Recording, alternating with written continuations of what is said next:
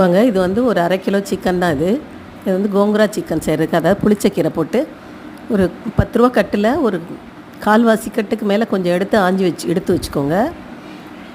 இந்த சிக்கனில் வந்து 1 ஸ்பூன் தயிர், இஞ்சி பூண்டு பேஸ்ட்டு, மிளகாத்தூள், மல்லித்தூள், ஜீரகத்தூள் எல்லாம் போட்டு, கரம் மசாலா தூள், மிளகுத்தூள், தயிர் 2 ஸ்பூன் எல்லாம் போட்டு நல்லா பெசரி கொஞ்சம் எண்ணெயும் விட்டுக்கோங்க.